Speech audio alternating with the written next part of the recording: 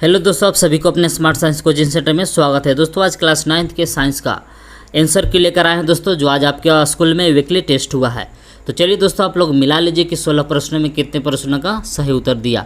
तो दोस्तों अब की बार एग्जाम में 1 से लेकर 10 तक दोस्तों प्रश्न ऑब्जेक्टिव है और दोस्तों 11 से लेकर 16 तक सब्जेक्टिव प्रश्न है। ठीक है दोस्तों, तो चलिए दोस्तों फटाफट से आंसर देख लेते हैं। ठीक है दोस्तों, तो सेक्शन ए में देखिए दोस्तों 10 प्रश्न है, प्रत्येक प्रश्न 2 अंक का है। ठीक है दोस्तों, तो पहला क्वेश्चन देखिए दोस्तों क्या दिया हुआ है कि व्हीट टेकर द्वारा सभी जीवों को कितने जगत में बांटा गया। तो दोस्तों इसके द्वारा जीवों को 5 वर्गों में बांटा गया, इसलिए इसका राइट आंसर होगा दोस्तों बी हो जाएगा। ठीक है, अब क्वेश्चन नंबर आगे देखिए।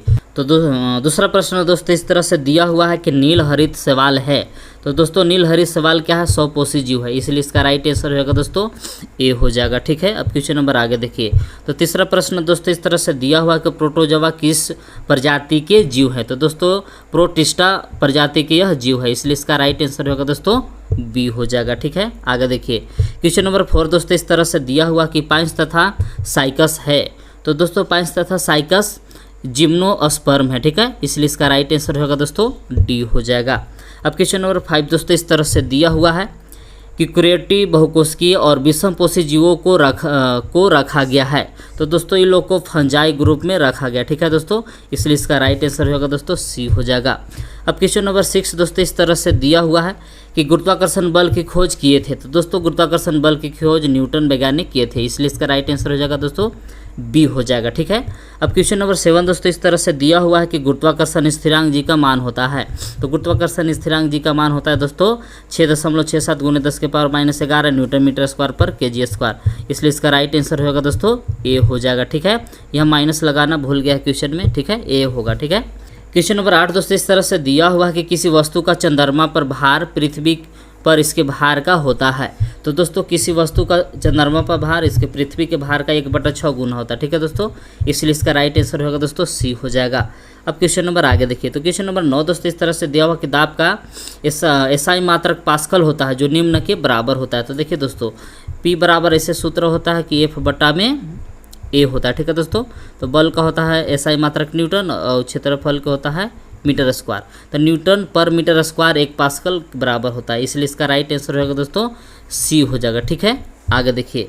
क्वेश्चन नंबर 10 दोस्तों इस तरह से दिया हुआ कि घनत्व के सही मात्रक होता है। तो दोस्तों तो घनत्व के सही मात्रक होता है kg/m³। ठीक है दोस्तों, इसलिए इसका राइट आंसर हो जाएगा दोस्तों सी हो जाएगा। ठीक है, आगे देखिए।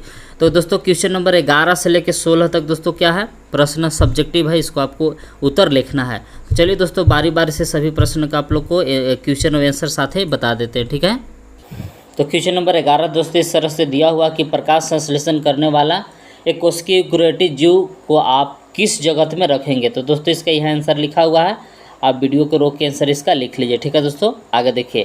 तो क्वेश्चन नंबर 12 दोस्तों इस तरह से दिया हुआ है कि एक वस्तु का द्रव्यमान 10 kg है, तो पृथ्वी पर इसका भार कितना होगा। तो दोस्तों इसको सोल्व करने के बाद पृथ्वी पर भार इसका कितना होगा दोस्तों 98 न्यूटन होगा। ठीक है दोस्तों, आगे बढ़िए। तो क्वेश्चन नंबर 13 दोस्तों इस तरह से दिया हुआ है कि पक्षी वर्ग तथा स्तनपायी वर्ग के जंतुओं में क्या अंतर है। ठीक है दोस्तों, तो यह अंतर लिखा हुआ है, आप लोग वीडियो के रोक के लिख लीजिएगा। ठीक है दोस्तों, ये पक्षी वर्ग का अंतर लिखा हुआ है और इधर देखिए दोस्तों स्तनपायी वर्ग के लिखा हुआ। ठीक है दोस्तों, तो आप लोग वीडियो के रोक के इस सब आंसर दोस्तों लिख लीजिएगा। ठीक है दोस्तों, आगे देखिए। 13 का आंसर हो गया दोस्तों। अब 14 में आइए।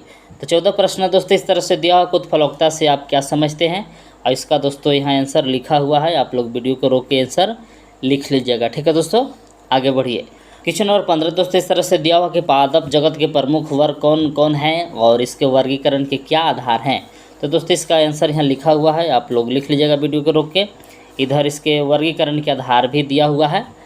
क्वेश्चन नंबर 16 दोस्तों इस तरह से दिया हुआ कि गुरुत्वाकर्षण का सार्वत्रिक नियम क्या है और इसका व्यंजक प्राप्त करें। ठीक है दोस्तों, तो इसका यहाँ आंसर लिखा हुआ है और साथ में दोस्तों इसका व्यंजक भी लिखा हुआ है। ठीक है, तो आप लोग वीडियो को रोक के पूरा आंसर को आप लोग दोस्तों लिख लीजिएगा। ठीक है, यही इसका आंसर है।